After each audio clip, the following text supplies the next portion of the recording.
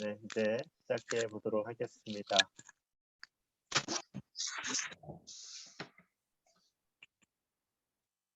PPT 보이시나요? 네. 네, PPT가 크게 보이시면 좋겠고요.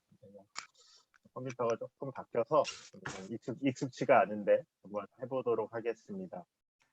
우리가 이제 오늘은 6강입니다. 세 사람의 삶의 방식, 이제 6장, 7장. 로마서의 어떻게 보면 가장 중요한 내용들이에요. 6장, 7장, 8장. 이 세 장이 가장 유명하기도 한 내용들인데요. 로마서의 이 중심부를 저희가 지나가고 있습니다.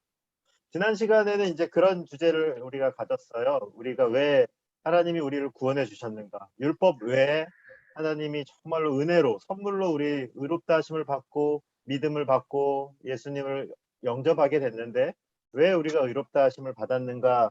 이렇게 우리가 그 이유를 좀 생각해 봤습니다. 왜요? 우리가 의롭다 하심을 받은 가장 중요한 이유는 화평을 위해서, 하나님께서 이 평화, 샬롬을 위해서, 하나님과 우리의 관계에 샬롬을 위해서 주셨고요.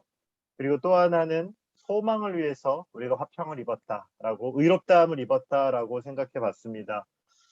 자녀와 부모 사이에 뭐 자녀가 잘 나가는 거 다 좋고요. 여러 가지 잘 되는 거 좋지만 가장 자녀와 기쁜 건 언제죠? 이 자녀와의 접촉이 있을 때, 자녀와의 이 관계를 통해서 자녀를 알게 될 때, 또 자녀도 마찬가지로 부모님의 마음과 부모님을 깨닫게 될 때, 이 땅 가운데 기쁨을 얻게 됩니다. 그래서요, 이 하나님과 화평한 자는 현실의 고난에도 소망을 잃지 않습니다. 그것이 굉장히 중요한데요. 하나님 나라를 보는 믿음의 눈이 열리기 때문에 실은 현실의 삶이 만만하지 않고 때로는 참 어려움이 있지만 그러나 하나님의 자녀들은 정말로 하나님의 자녀답게 이 땅을 살아내죠. 그래서 우리가 믿음의 사람들 보시면 이 믿음의 담력들이 있으신 분들이 있는 것 같아요. 살아보면은 특별히 고난이 닥쳤을 때 저 같은 목사들도 부끄럽게 할 만큼 믿음이 좋고 또 하나님의 나라를 보는 분들을 저도 이렇게 만나곤 합니다. 그래서 소망의 사람들이 있다라는 생각들을 하게 됩니다. 그게 하나님의 사람들이 살아가는 방식이죠. 우리가 이렇게 뭐 화평하게 되고 또 소망을 위해 살 수 있는 이유는요. 이것이 가능한 이유, 어떻게 그것이 가능했는가? 그리스도의 대표성의 원리에 대해서 생각해 봤어요. 우리가 그냥 거저 얻은 것이 아니라 예수님이 우리의 대표로 화목제물이 되시고 그분이 자신의 모든 것들을 우리에게 주셨습니다. 예수님이 그 길을 열어주셨어요.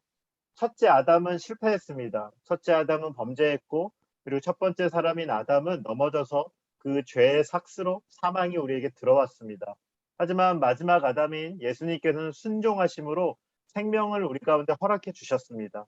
그래서 우리가 그 그리스도를 의지해서 우리는 아무런 공로가 없지만 그 예수님이 대표이신 예수님을 따라가는 자들에게 예수님의 의가 주어진다라고 생각하시면 될 것 같아요.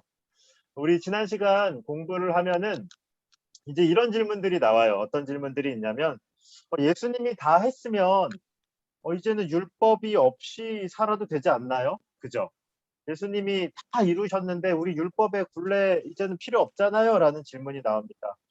그러면 이제는 우리 어떻게 살아야 되지? 예수님이 다 하셨는데 이제 뭐 예수님하고만 친하게 지내는 삶은 뭐지? 이 땅에서는 우리 어떻게 살아야 되지? 이런 실제적인 고민들을 하게 됩니다.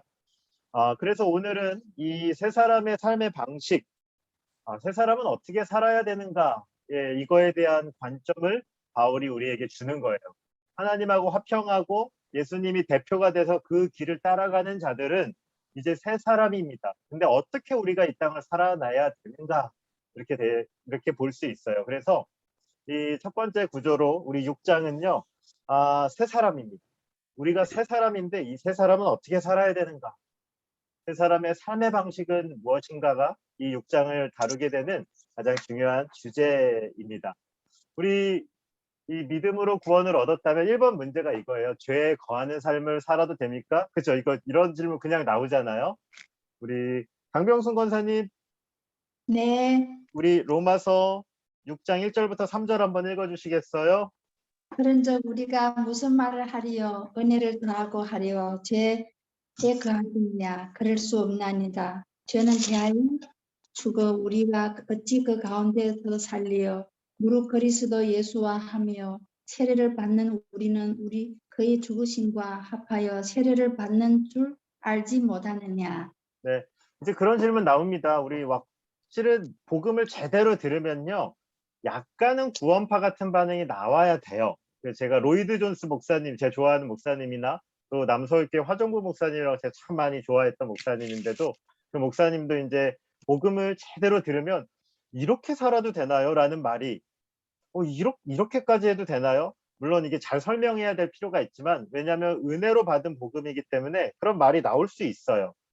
바울이 실제로 이렇게 얘기했습니다. 5장 20절 로마서에 죄가 더한 곳에 은혜가 더욱 넘쳤다. 네, 이런 말을 했잖아요. 죄가 더한 곳에 은혜가 더욱 넘쳤다. 죄가 많지만 은혜가 우리를 덮으면 죄가 문제되지 않지 않나요? 그래서요, 이제 뭐 죄 더 져도 되는 거 아니에요? 라는 질문을 완악한 우리 인간은 던지게 됩니다. 실제로 과거에 제일 많이 지셨던 분들이 예수님 안에 들어오면 은혜가 더 큰 거 많이 보셨죠? 이거 질문 잘해야 되는데 저보다 어린 광민 형제 어땠어요? 네. 이게 예수님 믿으니까 과거에 이게 지었던 죄들이 어떻게 보이던가요? 부끄럽죠. 네, 죄송합니다. 이게 센 질문이었어요. 네, 그냥 한번 질문을 해봤습니다. 실은요, 우리 죄라는 것은 객관적인 죄의 크기도 있지만 우리가 받아들이는 주관적으로 판단하는 것은 다 다르다고 저는 생각해요. 작은 죄도 우리가 묵상하면 훨씬 더 크게 다가오기도 합니다. 제가 하고 싶은 말은 무엇이냐면요. 우리 인간들이 이렇게 반응한다는 거예요. 이제 죄에 거해도 되겠네. 예수님이 내 대표시니까 이제 그냥 죄에 거해도 되는 거 아닙니까? 라고 말하고 싶은 거예요. 이것이 완악한 우리 인간의 반응입니다. 바울이 이렇게 얘기합니다. 그럴 수 없다. 오늘 1절 그런즉 우리가 무슨 말을 하리요? 은혜를 더하게 하라고 죄에 거하겠느냐? 2절 그럴 수 없다. 왜요? 죄에 대해서 죽은 우리가 어떻게 그 가운데 삽니까? 이 말이 안 된다는 거예요. 이전에는 죄가 우리의 삶을 무너뜨리고 하나님과 멀게 만드는 것이었죠. 하지만 하나님께서 우리의 죄값을 다 지불해 주셨어요. 그런데 네가 어떻게 죄 가운데 살 수 있냐? 이렇게 물어보는 거예요. 바울은 이게 이해가 안 되는 거예요. 왜냐하면 우리가 3절에 보시면 어떤 일이 일어나요? 무릇 예수와 합하여 세례를 받은 우리는 그의 죽으심과 합하여 세례를 받은 줄 알지 못하느냐. 네, 우리가 예수님 믿을 때 이루어진 일이 무엇이냐면 실은 예수님의 죽음과 함께 죽고 예수님의 부활도 그래서 우리가 소망으로 얻게 된 거죠. 우리가 예수님 안에 거하기 시작하면서부터 전혀 다른 인생을 살게 됩니다. 이 성경의 영생을 가리켜서 영생은 오래 사는 게 아니에요. 영생의 가장 성경적 정의는 참 하나님과 그가 보내신 자 그리스도를 아는 것이에요. 그것이 영생입니다. 영생은 참 하나님과 그가 보내신 자 그리스도를 아는 겁니다. 왜 다르냐면 하나님을 아는 순간 우리의 삶의 질이 달라집니다. 실은 하나님과 교제하는 순간 우리의 삶의 관점이 바뀝니다.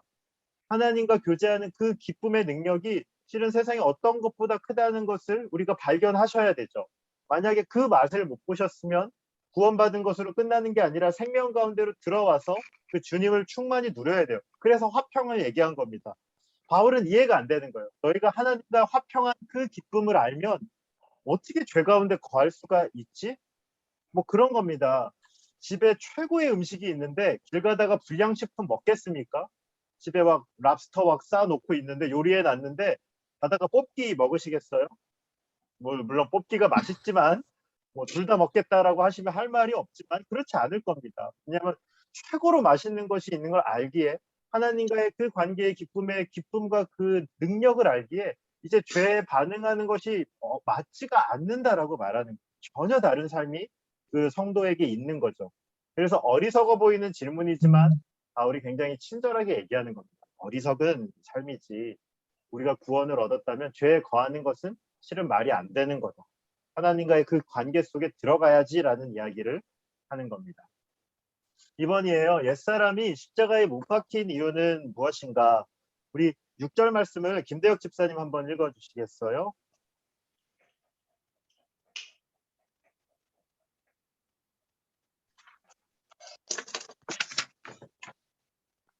우리가 알거니와 우리의 옛사람이 예수와 함께 십자가에 못 박힌 것은 죄의 몸이 죽어 다시는 우리가 저에게 종노릇 하지 아니하려 함이니. 네, 감사합니다. 우리 예수님이 십자가에 못 박힌 이유가 나오는데요. 예수님과 함께 우리의 옛사람이 죽었다고 알려줍니다. 이 옛사람의 특징이 무엇이냐면 죄 아래에 있었던 사람이에요. 그동안 좀 보셨죠? 죄가 주인이 돼서 죄가 이끌어가던 사람입니다. 죄가 지배하던 사람이에요. 그래서 옛사람의 주권은 사단에게 있었습니다. 그 결과 죄의 삭은 사망이다. 모든 인생은 죄의 값으로 인해서 사망에 이르게 되었습니다.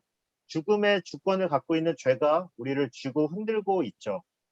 그런데 예수님이 죽으심으로 우리가 지불해야 될 죄의 대가를 지불하십니다. 그래서 예수님이 십자가에 달려 죽으심으로 죄가 요구하는 것들을 예수님이 다 지불하시죠. 그래서 어떤 일이 일어납니까? 우리가 옛사람의 십자가에 못 박힘으로 우리의 예수님과 함께 옛사람이 죽었다라고 얘기합니다. 옛사람이 죽으면 어떤 사람이 될까요? 김혜정 집사님, 옛사람이 죽고 나서 어떤 사람이 되죠?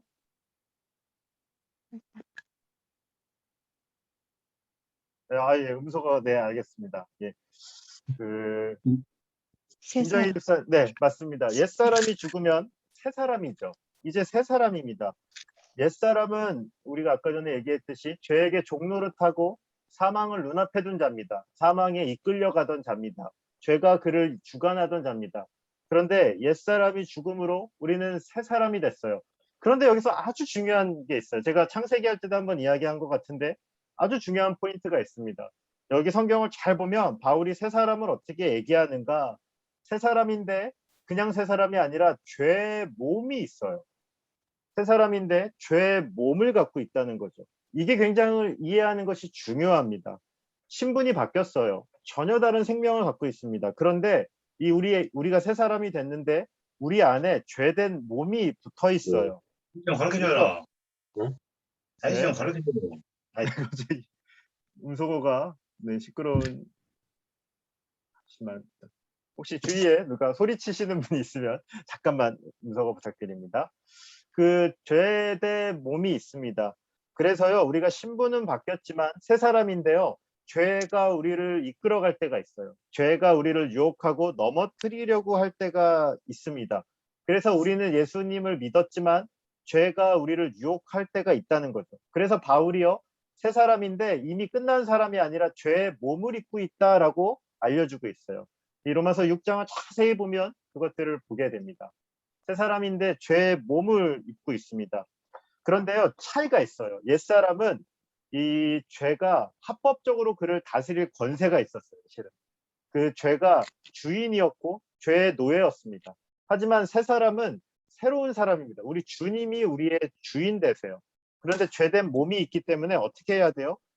이 새 사람이 죄의 일을 하고 우리가 죄에 넘어질 때는 사단이 우리를 속이는 거죠. 불법입니다. 불법. 우리는 실은 넘어져서는 안 돼요. 그런데 죄가 우리를 속여서 우리를 넘어뜨리는 거예요. 그래서 그 차이가 있어요. 예수님 믿기 이전에 우리가 죄를 짓는 건 너무 당연한 일입니다. 너무 합법적인 일이죠. 그런데 그리스도 안에 거한 우리는 이제 실은 주권이 바뀌었어요. 그래서 우리가 평생 동안 뭘 해나가야 되냐? 이 죄의 몸을 다루는 것이죠. 이 땅에서의 과정은. 그래서 우리가 예수님이 십자가에 못 박히고 내가 새 사람이 되었다는 것을 아는 것에서부터 이 전투가 시작돼요. 성경은 이것을 우리가 완전 다른 것입니다. 우리의 주권이 바뀌었고 우리의 권세가 바뀌었고 우리의 위치가 바뀌었다라고 알려줍니다. 이것을 파악하고 이 전투를 시작하셔야 돼요. 이것이 굉장히 중요하다. 그래서 6절 우리의 옛사람이 죽어서 새 사람이 됐다. 하지만 우리의 죄의 몸이 아직 있다는 것을 좀 기억하시면 좋겠습니다. 이게 영적 전투의 중요한 구절 중에 하나가 됩니다. 죄의 몸이 죽어서 종노릇하지 않게. 그래서 우리가 이 싸움을 하고 있다라는 것을 기억하면 좋겠습니다. 3번인데요. 11절은 구원받은 성도의 삶의 자세를 가르치는 아주 중요한 구절입니다. 이 11절 말씀을 한번 우리가 좀 보고자 하는데요. 이민숙 집사님 11절 한 번만 읽어주시겠어요?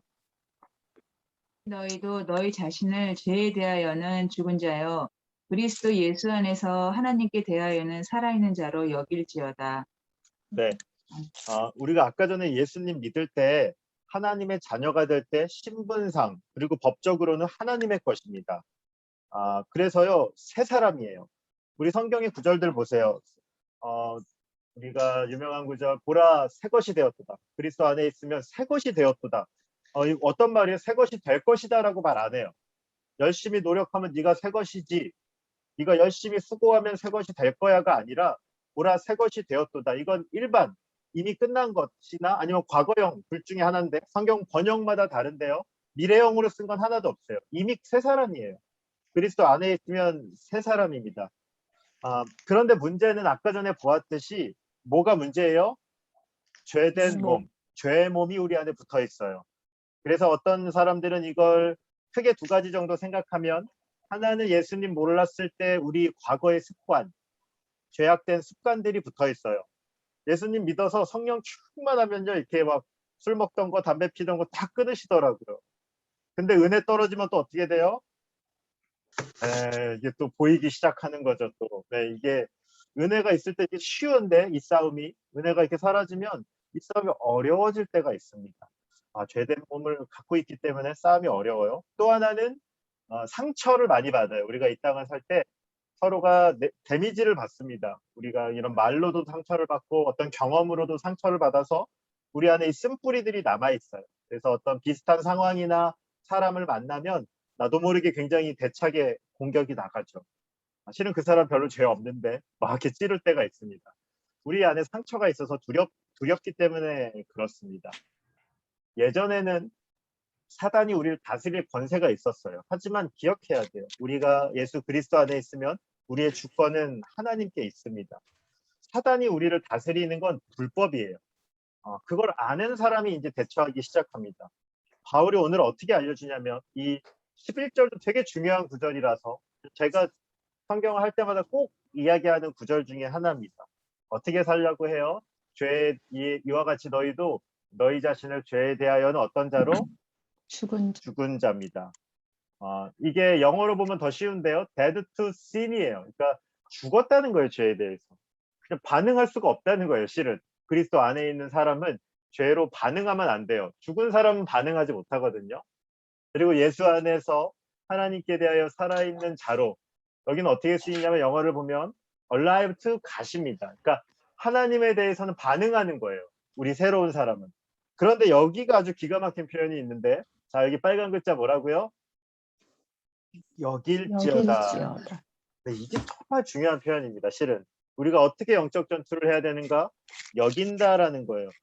바울이 알아요. 왜 여긴다라고 쓰냐면, 만약 이렇게 썼다면 너희가 너희 자신을 죄에 대하여는 죽은 자요, 예수님에 대하여는 살아있는 자로, 살아있는 자다, 이러면은 잘 안 될 걸 알아요. 여긴다라는 말은 뭐냐면요, 잘 안 믿어질 때가 있다는 걸 바울이 알아요.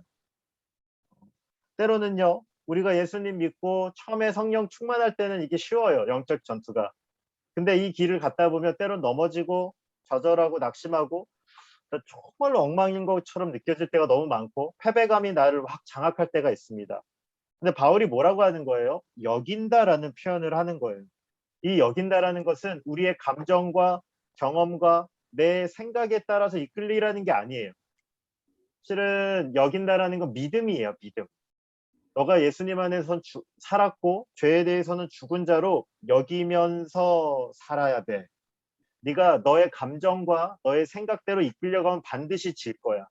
그러나 하나님 안에서 믿음으로 그것을 선포하고 이 길을 걷기 시작하면 이길 수 있는 길들을 하나님이 열어 주실 거야 라고 알려주는 겁니다. 사자가요, 어릴 때부터 이렇게 조련사한테 막 다스리면 사자가 나중에 자란 걸 보니까 고양이처럼 돼 있더라고요. 사자인데 용맹스러운 사자가 고양이처럼 지냅니다. 예수님을 믿을 때 우리는 하나님의 자녀이고 또 우리가 하나님의 용맹스러운 용사들입니다, 실은. 그런데 죄가 우리를 자꾸만 속이는 거예요. 이전에 우리를 아는 것처럼, 이전에 우리의 습관처럼, 이전에 우리의 패배했던 그 경험을 갖고 와서 자꾸만 이렇게 조련하려고 하는 것입니다. 그때 우리가 선포해야 됩니다. 내가 죄에 대해서는 죽었고 하나님 안에 살아있는 자로 여길지어다. 세상이 말하는 자기 최면이라고는 전혀 다른 겁니다. 이것은 믿음의 선포입니다. 우리 자신을 보며 그렇게 믿고 이 길을 걸어가는 거죠. 바울이 알아요. 실패할 수도 있다는 것. 그래서 여기다라는 표현을 쓰는 겁니다. 저는 6장 11절이 6장에서 제일 중요한 제 나름에는 저에게는 되게 중요했던 구절이고 저도 신앙생활하면서 때로는 정말 패배감 느낄 때도 있고 다 실패한 것처럼 여겨질 때도 있어요. 이게 좌절될 때도 사실은 있습니다. 그런데 이 말씀들 보면서 그치 하나님 안에서 여길지어다 이 말씀들을 계속 생각하고 또 하나님 안에 믿음을 좀 구하는 그런 말씀이기도 합니다. 이 말씀이 좀 위로가 되셨으면 좋겠고 우리가 성화의 길을 걸어갈 때 이 여긴다라는 이 표현을 좀 붙잡고 하나님과 동행하는 우리들이 되셨으면 좋겠습니다. 네, 4번은 이거예요. 우리는 누구 혹은 무엇을 자유롭게 선택해서 섬길 수 있는가? 우리 남태현 집사님 16절부터 18절 한번 읽어주시겠어요? 예. 너희 자신을 종으로 들여 누구에게 순종하든지 그 순종함을 받은 자의 종이 되는 줄을 너희가 알지 못하느냐? 혹은 죄의 종으로 사망에 이르고 혹은 순종의 종으로 의에 이르느니라. 하나님께 감사하리로다. 너희가 본래 죄의 종이더니 너희에게 전하여 준 바 교훈의 본을 마음으로 순종하여 죄에게서 해방되어 의에게서 종이 되었느니라. 아멘. 네, 이게 세 사람은 어떻게 사는지 우리가 보고 있잖아요. 바울이 이제 그 큰 전투 방법들 우리가 어떻게 살아야 되는지에 대해서 이야기한 거예요. 죄에 대해서는 죽은 자, 의에 대해서는 살아있는 자. 그게 어떤 삶이죠? 이제 하나님의 자녀가 되는 우리는요. 순종을 통해 하나님의 편으로 서면서 우리가 살아가는 겁니다. 하나님을 선택하는 삶을 우리가 살아내야 되죠. 우리는 순종을 통해 그것의 종이 돼요. 실은 우리가 순종하는 게 우리 주인이잖아요. 우리가 순종하는 것들 보면은 그게 우리를 다스리는 겁니다. 16절이 그렇게 알려줍니다. 순종함을 받는 자의 종이다 이렇게 얘기합니다. 죄의 종은 사망에 이르고 순종의 종은 의에 이른다라는 말을 우리가 좀 기억해 볼게요. 누구에게 순종하든지 우리는 순종함을 받는 자의 종이 됩니다. 그래서 우리는 거룩한 삶을 살아야 됩니다. 죄의 종으로 사는 것은 하나님의 자녀에게 맞지 않는 삶이죠. 21절엔 이렇게 얘기해요. 사단에게 순종하는 것은 부끄러운 일 아니냐. 너 과거에 그리고 예수님을 믿은 이후에도 우리가 하나님의 편에 서 있지 않을 때도 있죠. 실은 때로는 우리 욕망과 내 성질대로 이렇게 살아갈 때도 있어요. 사역하다 봐도요. 하나님 의지하지 않고 제가 원하는 대로 할 때도 있더라고요. 돌아보면 열매가 안 좋더라고요. 처음에는 좋아 보이지만 내 의대로 했을 때 시간이 지나면 결국에는 그 하나님 기뻐하시지 않는 열매가 나오는 것을 보게 됩니다. 성경은 이런 영적인 전투에 대해서 여러 군데에서 다루고 있어요. 오늘 시간이 좀 없지만 조금 관심이 있으시다면 너무 유명한 것들이죠. 에베소서 6장을 한번 보시면 이 영적 전투에 대해서 잘 나와 있고요. 갈라디아서 5장도 보셔도 영적 전투에 대해서 잘 나와 있습니다. 이 갈라디아서 5장 17절 말씀이 저는 굉장히 잘 주의 깊게 생각하는 말씀인데요. 제가 한번 읽어볼게요. 육체의 소욕은 성령을 거스르고 성령은 육체를 거스르나니 이 둘이 서로 대적함으로 너희가 원하는 것을 하지 못하게 하려 함이니라. 네, 육체의 소욕과 또 이 성령이 우리 안에 싸우고 있습니다. 이 둘이 대적해서요. 뭘 하려고 해요? 네가 원하는 것을 하지 못하게 한다. 이 말은 우리의 삶에 진짜로 해야 될 사명이 있어요. 하나님께서 우리에게 맡겨놓으신 가장 존귀한 일들이 있습니다. 그런데요, 우리가 이 육체와 이 사단과 계속적으로 영적 전투 계속하면요, 하나님이 정말 우리 삶 가운데 원하시는 일을 놓치게 돼요. 되게 이거 들으면 되게 막 속상한 거죠.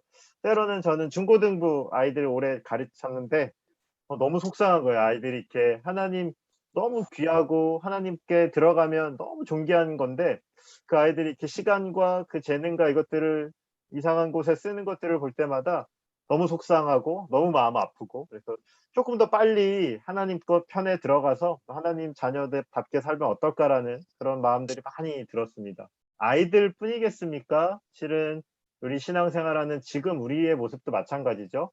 이 전투는 길게 하실 필요 없어요. 네. 우리 육체의 소욕과 이 성령과의 싸움은 실은 오래 해서는 유익이 없는 전투입니다. 빨리 이 전투는 끝내고 하나님의 사명을 향한 전투가 또 있거든요. 그 전투를 하는 것이 훨씬 더 유익한 것 같습니다.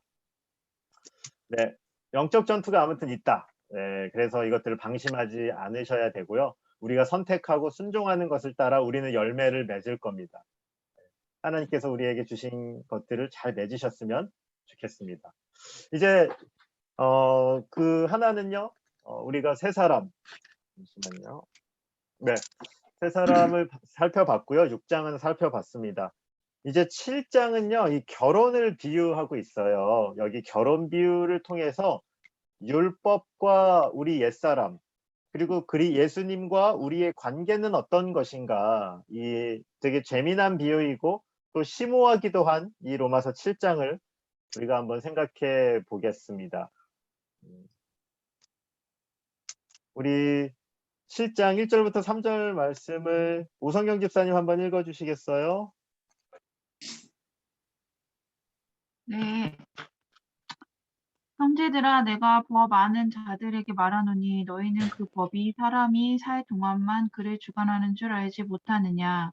남편 있는 여인이 그 남편 생전에는 법으로 그에게 매인 바 되나 만일 그 남편이 죽으면 남편의 법에서 벗어나느니라.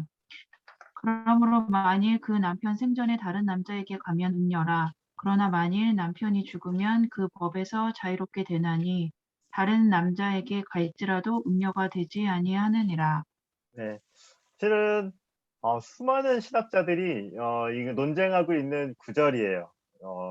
남편이 누구냐, 옛 남편, 새 남편, 그리고 이 아내는 누구냐. 그래서 서로 막 다른 의견들을 제시하고 많은 견해들이 있어요. 그래서 인터넷 찾아보셔도 많이 나오는데 제가 그냥 저 나름대로 정의한 것들은 이렇게 생각해요. 저는 여기서 이 여인은 우리라고 생각해요. 여인. 그리고 첫 번째 결혼을 하거든요. 이 첫 번째 결혼을 하는데 이 결혼을 율법이라고 좀 많이 생각합니다. 우리가 한번 다 여자라고 생각해 봅시다. 좀 이상한데. 근데 남편을 만나는데 남편이 율법인 거예요. 율법. 이 남편은요, 완벽한 사람이에요. 완벽하고 모든 걸 다 잘해요. 요구하는 거는 아내한테 요구하는 건 아무튼 다 합니다. 다 해. 근데 자기도 똑같이 살아요.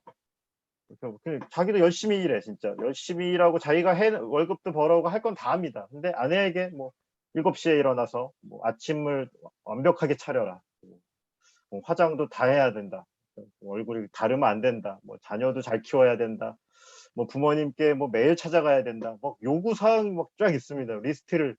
근데 남편이 똑같이 다 하고 더 잘해요. 이런 남편과 결혼해 살기 시작하면서 어떤 생각이 들까요? 아내가 이 결혼은 잘못됐어. 이 결혼은 뭔가 불행하다는 생각들을 하기 시작합니다. 근데 이 결혼의 잘못은 남편에게 있을까요? 아내에게 있을까요? 지영자매님, 이 결혼은 누가 잘못하고 있는 건가요?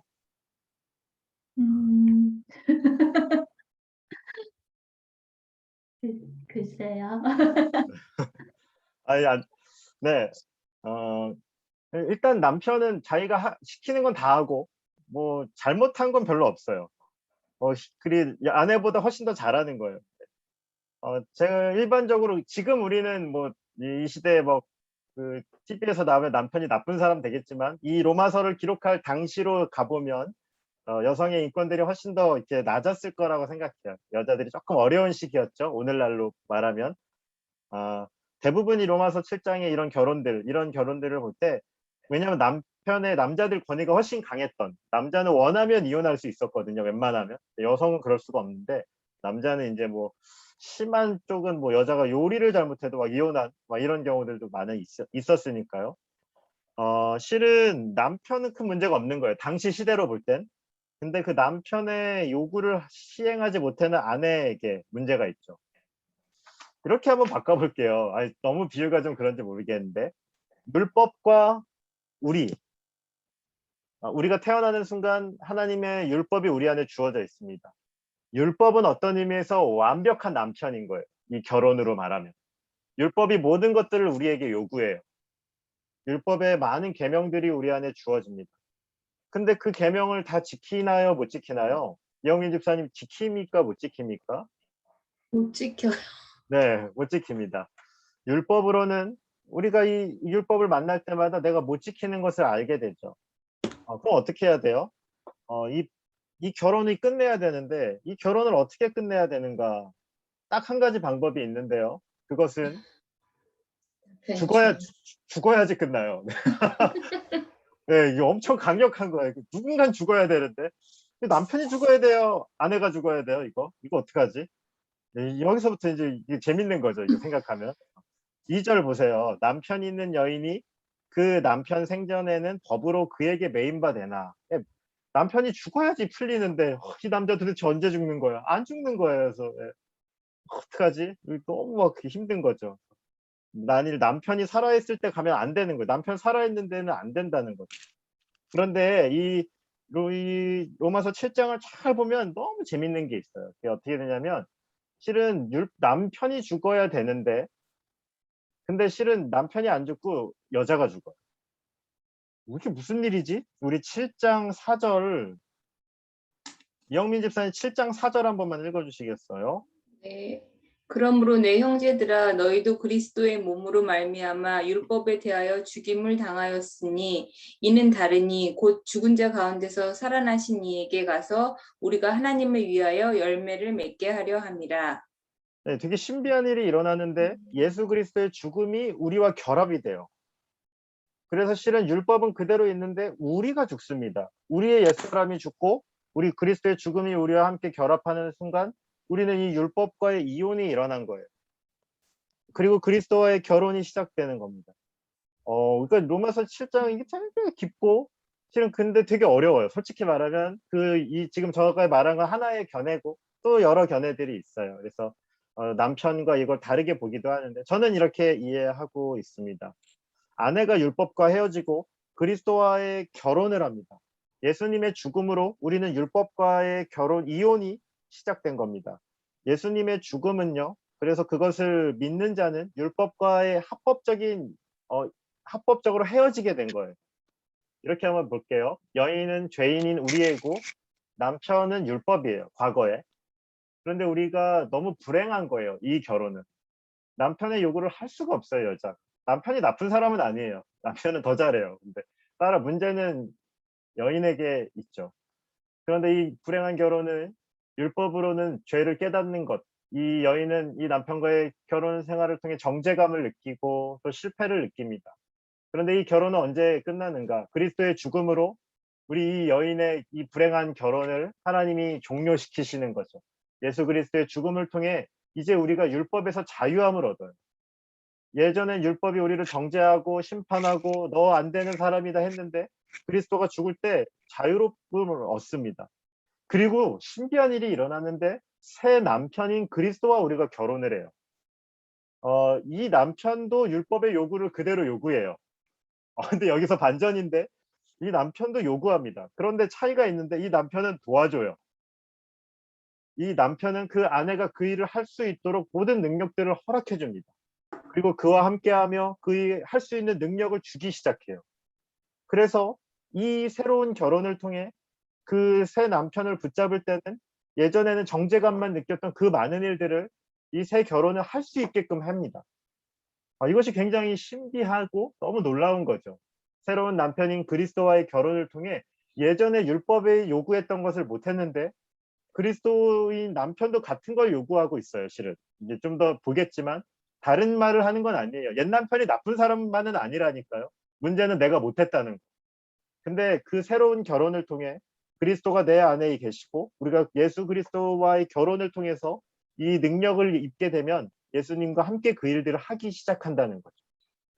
이 결혼 비유 되게 재밌고 되게 신비한 것 같아요. 그래서 좀 더 여러분들 자체적으로 묵상하시면 좋을 것 같습니다. 6번. 그래서요, 바울은 무엇을 근거로 율법이 선하다고 말하니까 우리 이승아 성도님 7장 12절 한 번만 읽어주실래요? 7장 12절이요. 네. 이로 보건대 율법은 거룩하고 계명도 거룩하고 의로우며 선하도다. 네, 실은 여기 6절부터 좀 이렇게 좀 더 보면 좋은데요. 일단은 12절에 이렇게 얘기하고 있죠. 율법도 거룩하고 계명도 거룩하고 선하다. 율법을 우리가 온전히 깨닫지 못할 때 이렇게 생각하죠. 나 이거 지킬 수 있어. 이스라엘 백성들이 그랬어요. 이거 뭐 좀 하면 되는 거 아니야? 근데 우리가 이 율법이 깊게 나에게 오고 이 율법이 뭘 원하는지를 깊게 발견하면 발견할수록 어떻게 되냐면 죄가 살아나고 나는 죽게 돼요. 율법을 우리가 제대로 발견하고 율법의 본질을 보기 시작할 때 우리는 죽게 됩니다. 실은 이것이 어디서 나왔는가? 여기 표현들을 보시면 실은 어렵죠. 율법은 뭐고 계명이 뭔가 이렇게 돼 있는데 이 로마서 7장을 볼 때는 이스라엘 민족의 신의 산을 좀 생각하면 좋을 것 같아요. 이 신의 산에서 이스라엘 민족이 모세를 통해 하나님으로부터 말씀을 받아요. 십계명을 비롯한 이 약속의 말씀을 받는데 그것을 계명이라고 이해하면 여기 좀 더 이해가 빠를 것 같아요. 여기서 계명이라는 단어를 쓴 이유가 있는데 모세가 이스라엘 백성을 구원하고 이 신의 산에 이르기 전까지 이스라엘 백성에게 성문법화된 율법이 없었어요. 체계적인 율법이 없었습니다.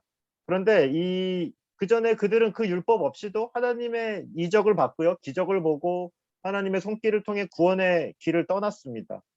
그런데 이 신의 산에서 모세를 통해 율법이 주어지자마자 변화가 일어나요.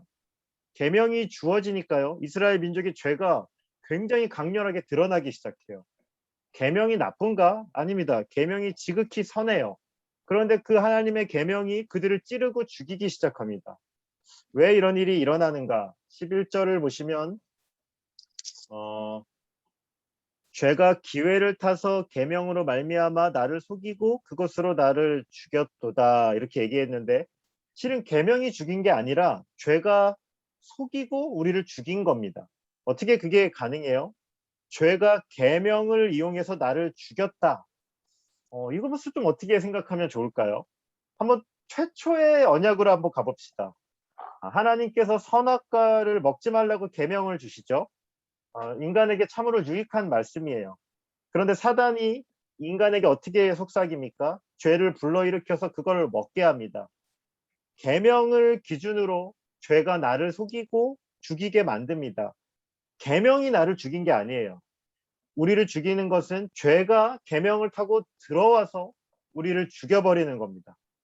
그래서 12절 율법과 계명을 이렇게 얘기하죠. 율법은 선한가? 예, 선합니다. 죄를 깨닫게 하기 때문이다 라고 말합니다.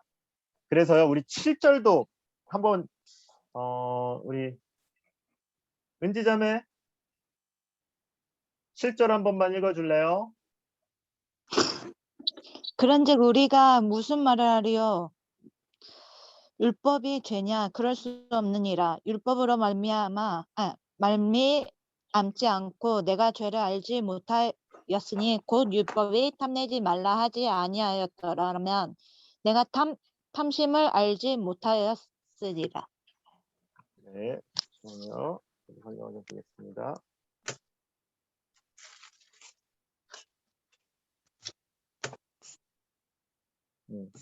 네, 우리가 이 율법의 죄를 깨닫게 함으로 이것이 율법의 선한 기능이라고 말할 수 있습니다.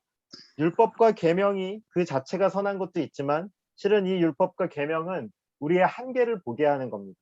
그래서 우리가 주님께 엎드려지게 하는 거예요. 그래서 율법이 선하다라고 말하는 겁니다. 뒤에 질문이 하나 있는데 그것도 다루면은 이 질문에 좀 더 도움이 될 것 같아요. 이따가 보면서 이 6번은 조금 더 생각해 보도록 하겠습니다. 7번 18절부터 23절 바울이 말하는 이 내면의 갈등을 경험해 보신 적이 있습니까? 네, 이거는 뭐 옳고 그르냐 그런 건 아니고요. 우리 신앙생활하는 우리 가운데 있는 이런 마음의 전쟁을 말하는 거죠. 근데 한번 궁금해서 한번 질문을 드려보고 싶어요. 이 로마서 7장의 이 고백은요, 예수님을 믿기 구원 전에 고백일까요? 아니면 구원을 받은 후에 고백일까요? 이건 한번 물 깨시진 마시고, 네. 이건 한번 숙제로 드려보겠습니다. 이 로마서 7장의 고백은 예수님을 믿기 전의 고백인가 믿은 후의 고백인가 이걸 한번 좀 생각해보고 한번 더 읽어보셔도 유익함이 있습니다. 저는 그래서 이거 난제 중에 하나죠. 근데 저 개인적으로는 둘 다 고백이라고 생각하는데 예수님을 믿은 후에 우리의 신앙생활의 모습을 돌아보는 것이 아닌가라는 생각들을 해보게 됩니다. 선을 행하기 원하지만 악이 함께 있다라는 고백을 하고 있는데요. 우리 이 신앙생활하는 과정 가운데 내 내면을 잘 돌아보시면 좋겠습니다. 이 7장은 뭐 답이 있는 문제는 아니고요. 한번 이 7장의 고백이 우리 안에 경험되는 것은 중요하다 생각합니다. 8번이요. 바울은 어떻게 이 상황에서 소망을 잃지 않는가? 우리 누구를 안 시켰던가? 제가 네, 김정희 집사님 24절과 25절 한 번만 읽어주세요. 오라 나는 공고한 사람이로다. 이 사망의 몸에서 누가 나를 건져내랴. 우리 주 예수 그리스도로 말미암아 하나님께 감사하리로다. 그런즉 내 자신이 마음으로는 하나님의 법을 육신으로는 죄의 법을 섬기노라. 네, 감사합니다. 우리가 신앙생활하면서 아까 전에도 뭐 여길지어다라는 고백도 하고 많이 했지만 왜 여길지어다라는 고백해야 돼요? 넘어질 때가 많으니까 그렇죠. 네, 우리가 열심히 하고자 하는데 때론 막 좌절하고 낙심할 때가 많습니다. 그래서요, 우리는 나를 보면 공고한 자이다. 내가 진짜 사망의 몸을 입고 있구나라는 그 좌절에 빠질 때가 많이 있죠. 그래서 교회를 다니지만 또 어린 시절부터 신앙생활을 했지만 예수님 안에 그 참된 기쁨을 맛보지 못한 사람들의 이 고백이기도 합니다. 그런데 이 사망의 몸에서 끝나는 게 아니에요. 이 바울이 24절 이 사망의 몸에서 누가 나를 건져내랴라고 고백하고 좌절하고 낙심하고 넘어지는 게 아니라 우리 그리스도인 하나님을 믿는 자는 한 걸음 더 나가는 것이죠. 그래서 어떤 고백을 해야 돼요? 예수님 안에 있는 사람은 눈을 들어서 우리 주 예수 그리스도로 말미암아 하나님께 감사하리로다라는 고백을 하셔야 됩니다. 나를 보면 되게 실망스럽고 넘어지고 낙심할 때가 너무 많은데 그래서 때로는 이렇게 막 숨고 싶을 때도 많이 있는데 그 시간들이 조금씩 줄여져야 되겠죠. 신앙생활하면서. 그리고 우리는 눈을 들어서 우리 예수님을 보는 거죠. 그래서 예수님을 볼 때 감사하리로다. 우리는 이렇게 죽을 몸을 입고 있지만 우리를 위해서 대신 죽으신 그리스도의 십자가가 우리 안에 있으므로 우리는 감사하다라는 말을 하게 됩니다. 결론은 이렇게 내려볼게요. 충분히 절망하고 충분히 아파하시고 내 안에 있는 죄성들을 발견하는 과정들이 필요합니다. 그러나 거기에서 멈추면은 안 되고요. 우리는 우리 눈을 들어 우리에게 생명을 주신 그리스도를 보는 데까지 나아가셔야 합니다. 그래서 로마서 8장이 이제 다음 시간에 우리에게 주어진다 생각합니다. 자, 이제 질문들 몇 가지만 받아 볼게요. 25절 죄의 법은 무엇인가요? 라는 질문 받았는데요. 되게 어려운 질문을 실은 주셨어요. 그래서 왜냐하면 죄의 법은 무엇인가? 로마서 여기 보면 몇 가지 법들이 있어요. 하나님의 법이 나오고 마음의 법이 나오고 죄의 법이 나옵니다. 그래서 각자의 법마다 어떻게 정의를 내리냐라고 볼 수 있는데 실은 죄의 법은 율법이라고 보긴 어려운 것 같아요. 왜냐하면 율법 그 자체는 긍정적인 측면이 있고 하나님의 사람이 되는 측면이 있거든요. 죄의 법은 두 가지 정도 생각할 수 있는데 정말로 죄의 법, 몸이 원하는 것들을 말하는 걸 수 있어요. 이 육체의 욕망을 따라 사는 것이 죄의 법일 수 있습니다. 그리고 또 하나는 율법이 있는데 율법을 지키지만 내 안에 교만으로 지키는 것이 죄의 법이 될 수 있어요.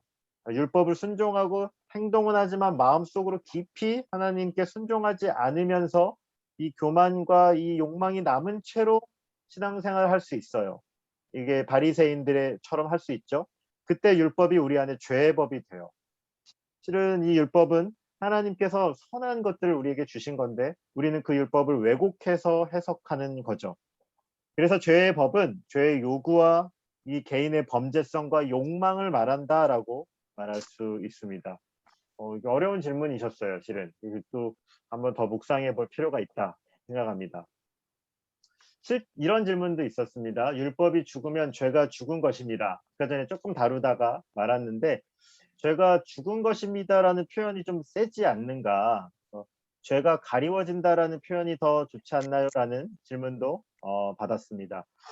죽었다라는 표현이 근데 의미가 실은 있어요. 그것은 죄로 인해서 적극적으로 하나님이 개입하지 않는다는 의미가 있어요. 율법이 없었을 때는 죄가 실은 효력을 발휘하지 아니했다 이렇게 해석하면 좋을 것 같아요. 아까 전에도 얘기했는데 시내산 이전에 이스라엘 민족 출애굽기를 조금 보시면 좋을 것 같아요. 그래서요 시내산 이전에도 죄는 졌어요. 이스라엘 민족이 형편없었죠. 계속 넘어지는데 재미난 게 있어요. 뭐냐면 저도 성경 보다가 누가 이렇게 교수님이 얘기해줘서 이렇게 적어놓은 적이 있는데 시내산 이전에는요 하나님이 이스라엘 민족을 터치를 안 하세요. 그 율법 받기 전에는 그 출애굽해서 오는데 형편없거든요. 그때도 형편없어요. 막 불만도 있고 막 계속 오합지졸인데 근데 하나님이 안 건드려요. 그리고 시내산에서 율법을 받고 나서 그 다음부터는 이스라엘이 잘못하면 바로 치세요. 하나님이 뭔가 할 때마다 하나님 이러셨을까라고 싶을 정도로 불만 제시하면 막 하고요. 막 심판하십니다. 왜 율법이 주어졌는가? 이 죄를 드러내기 위해서. 그죠? 그 전에 이스라엘 민족에게는 그 아직 때가 안 찬 거예요. 이렇게 해도 모르는 거죠. 그리고 또 하나, 이 하나님의 역사 가운데 하나님의 구원을 위해서 이스라엘 백성이 이제 그 율법을 받을 때가 된 거예요. 이 말은 뭐냐면요. 이제 성장하기 위해서 실은. 그렇다고 율법을 안 주면 되는가? 아니에요. 율법을 받아야 돼요. 이제 그 구원의 역사를 이뤄내야 돼요. 그들이 율법을 받고 제사를 드리고 그리고 그 이스라엘 역사가 이어져야지 역사를 통해 누가 오셔요? 예수님이 오셔야 돼요. 그리고 그 예수님이 오시고 이 교회가 또 세워지고 또 그 역사가 쓰여지는 거잖아요. 이 세계는 하나님의 구원 역사입니다. 하나님이 전체적인 구원 마스터 플랜을 갖고 쓰는 과정 가운데 율법이 주어진 거죠. 그래서요 우리가 성장하기 위해서 율법이 필요해요. 구원을 받은 이후에도 율법이 필요하다. 근데 이 죄가 죽은 것이다 이 표현은 죄가 효력을 있게 발동하지 않았다. 이렇게 기억하면 좋을 것 같습니다. 로마서 6장 13절 이런 거 질문은 이거예요. 너희 지체를 의의 무기로 하나님께 드리라. 아까 전에도 보았는데요. 여기 이따가 질문 누가 하셨더라. 하여튼 이 6장 11절부터 한번 보시면 좋을 것 같아요. 그래서 아까 전에도 제가 말씀드렸는데 우리 성도의 삶은 감정이 아니라 실은 믿음의 고백이고 선포다라고 말씀드렸죠. 그래서 죄에 대해서는 죽은 자요, 하나님에 대해서는 의에 대해 살아있는 자로 여기다라고 했는데 그 여기는 게 어떤 삶인가가 12, 13절이에요. 그래서 12절 몸을 죄에게 지배당하지 마라 이 표현이고요. 13절 너희 지체를 불의의 무기로 죄에게 내주지 말고 이것은 죄에게 몸을 허락하지 말라. 그리고 너희 지체를 의의 무기로 하나님께 드리라. 이것은 적극적으로 하나님의 편에 서서 하나님이 기뻐하시는 곳에서 너를 드리라는 표현입니다. 그래서 제가 쉬운 성경, 저는 어려울 때 쉬운 성경 보는데요. 이렇게 돼 있어요. 여러분의 몸을 의를 행하는 도구로 여러분 자신을 하나님께 드리십시오. 네, 이것이 우리가 하나님의 자녀로 살아가는 방식이라 생각합니다. 네, 이런 질문도 있었습니다. 배우자의 죽음 외에 이혼이 가능한가요? 네, 결혼 나오니까 네, 이런 질문 이런 묘한 질문을 또 했는데요. 네, 성경에서 그냥 묘하지만 그냥 질문 답을 해드릴게요. 몇 가지 이유들이 있습니다. 성경에서 이혼을 가능하게 여기는 경우는요. 일단 배우자가 음행을 했을 경우 네, 가능합니다. 하지만 이렇게 가능하지 용서할 수도 있어요. 그리고 또 하나 두 번째는 믿지 않는 배우자가 이혼을 요청하는 경우에 가능해요. 고린도전서 7장 15절에 믿지 않는 배우자가 믿는 자에게 헤어지자라고 말했을 때는 가능하다라고 알려줍니다. 그리고 저는 목회자로서 목회 현장에서는 실제적인 생명의 위협을 가하거나 정신적이거나 이런 위협들이 있어서 때로는 굉장히 공격적인 일들이 벌어지기도 하더라고요. 또 가정을 완전히 버리는 경우들, 뭐 도박이나 이런 중독에 빠져서 가정을 완전히 버리는 경우들, 또 실제적으로 좀 헤어져 있는 편이 유익함이 있는 경우들도 좀 있다라는 생각들도 듭니다. 어려운 질문이에요. 근데 하지만 하나님께서 은혜를 주셔서 이 용서하고 또 화합할 수 있는 것이 훨씬 더 덕스럽다라는 생각들은 해봅니다. 이런 질문도 있었습니다. 죄의 길과 순종의 길을 선택하는 것은 자유의지로 볼 수 있는가? 네, 자유의지죠. 굉장히 실제적인 겁니다. 우리가 죄의 길과 그리고 순종의 길을 선택하는 것은요, 아주 실제적인 겁니다. 저는 필리핀에 한 1년 정도 있었는데 마닐라가 아직도 발전이 안 돼요.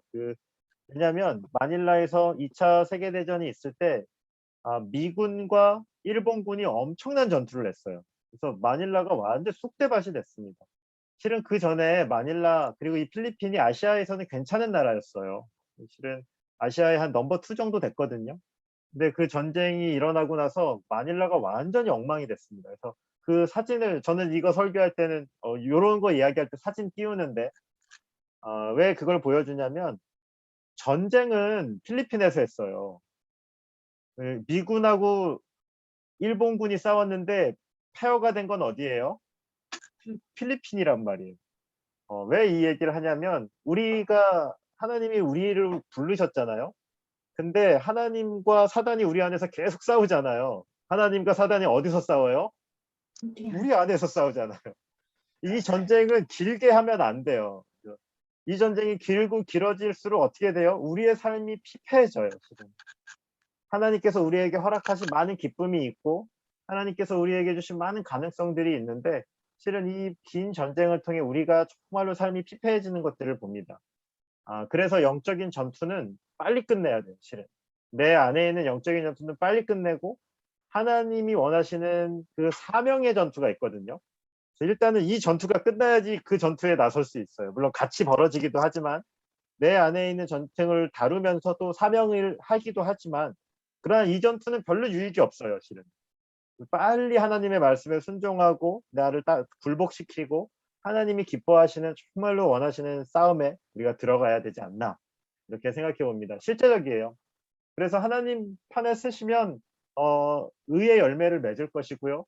아무리 그리스도인이라지만 사단이 원하는 것들 마음껏 따먹으면 사단의 열매 맺을 겁니다. 실제적인데요. 네. 우리 삶이 드러날 거예요. 저는 우리 각자의 삶을 보시면 옳지 않나 싶습니다. 자, 이제 6과를 끝내도록 하겠습니다. 우리 이제 정리하면서 새 사람은 어떻게 살아야 되는가? 오늘 우리 지난 시간에 이어서 새 사람은 어떻게 살아야 되는가? 죄에 대해서는 죽은 자요, 하나님에 대해서는 살아있는 자로 어떻게 하라고요? 여길지어다. 네, 이거 기억하시면 됩니다. 여기셔야 돼요. 네, 이렇게 잘 안 돼요, 실은. 이렇게 어쩔 땐 저도 너무 패배감에 휩싸이고 또 어쩔 땐 또 감정적으로 막 욱해가지고 이렇게 아직도 성화가 안 돼가지고 그렇게 하는데 그럴 때마다 다시 말씀을 보는 거죠. 여길지어다. 이 말씀은 감정이 아닙니다. 하나님의 선포를 붙잡고 사는 거죠. 그래서 우리가 열매를 맺으셔야 됩니다. 그리고 우리 또 하나 그 결혼 비유가 있었습니다. 우리 율법과 불행한 결혼을 하고 있었죠. 그런데 이 결혼이 끝났어요. 누가의 죽음으로? 남편. 네, 예수님이 죽으시고 또 그 예수님의 죽음이 나의 죽음이 되었기에 이 결혼이 끝나고 누구와 결혼해요? 그리스도와 결혼한 거죠. 우리 예수님과 결혼하면서 우리가 이제 예수님의 일들을 하기 시작합니다. 그리고 이전에 할 수 없었던 율법이 요구했었던 걸 못했어요. 근데 새 결혼은요. 우리 안에 성령 하나님은 우리를 그것을 하게 하실 거예요. 그리고 할 수 있는 능력을 공급해 주실 거예요. 그것이 이제 다음 시간에 우리 안에서 어떻게 하나님이 일하시는가 그 성령 하나님의 사역에 대해서 우리가 로마서 8장을 통해 보도록 하겠습니다. 자, 이제